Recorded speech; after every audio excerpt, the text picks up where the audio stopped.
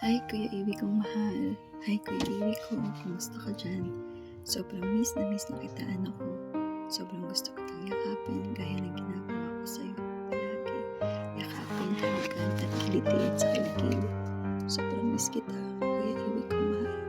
Akala ko, anak, kaya kong harapin ang pagkawala mo nang di ako nalulungkot sobra-sobra, na hindi ako makikita ng mga kapatid mo na iiyak ako ng sobra at sobra-sobrang malulungkot. Pero kahit anong pagtatago ko, sadyang di ko mapigilan ang ako at lumuha. Sorry Kuya Iwi ko kung lagi mo ako nakikitang umiyak. Kasi mama mo ako. Lahat-lahat naranasan ko sa'yo. Binuo mo ang pagiging nanay ko dahil sa'yo. Naging matapang ako, naging mahina, nasaktan ng bonggang-bongga.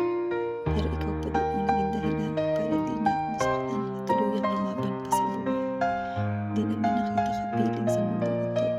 Pero alam ko darating ang pagkakataon na muli tayong magkikita, mayayakap, mahahalikan ulit.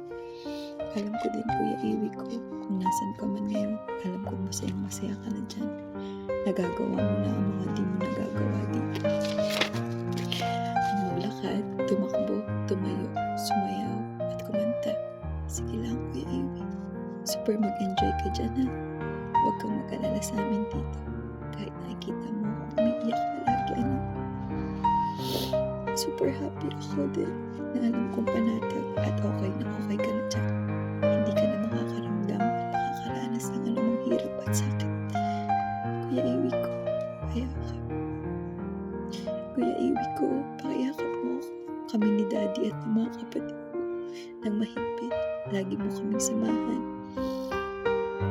At tingnan, yakapin mo mga kapatid mo. Kasi sobrang miss na miss ka natin nila.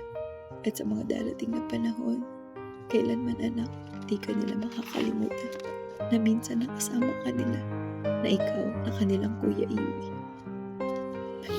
Pakaingatan mo ang Daddy ha. Pakasamahan mo siya saan man siyang bansang mapunta. Yakapin niyo siya ni Kambal sa mga pagkakataong maaalala ka niya. Sorry Kuya Iwi ko, umiiyak na naman ang mama. Hindi kailanman maaalis sa akin ang sakit at lungkot ng pagkawala mo anak. Hayaan mo lang ako umiyak ha. Pero pinapangako ko sa'yo na hindi ako manghihina.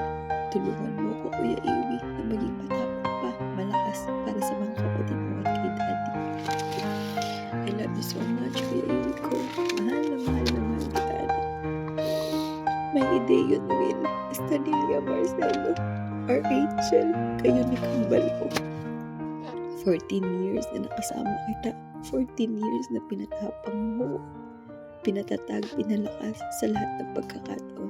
Alam ko wala kaming hindi kakayanin ni Daddy mo noon.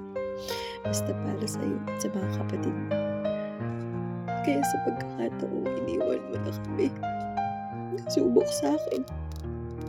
Nasubok sa akin ang katapangan, katatagan ko bilang tao, bilang isang nanay, bilang isang mama ko. Sadyang tao lang ako anak, humihina, nasasaktan at sobrang sakit talaga Kuya Iwi. Ang talagang mawala ka sa akin. Pero dahil sa pananampalataya ko sa ating Ama, alam kong lahat ng ito ay makakayanan at malalagpasan ko ulit.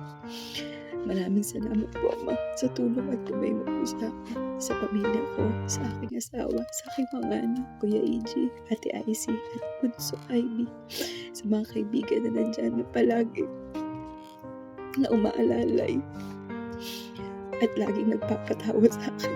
Maraming salamat sa inyo. Kuya Iwi ko, di ba na kita makikita na muli sa mundong to? Ngunit sa puso ko anak at sa isip, lagi ka andito sa tabi ko. Sa tabi namin ni Daddy at ang mga kapatid ko. Mahal na mahal ka namin Kuya Iwi. Salamat sa 14 years na nakasama ka namin. Mahal na mahal kita anak. Mahal na mahal kita ng sobra-sobra. Paalam Kuya Iwi. Mo ko lang dyan na I love you so much.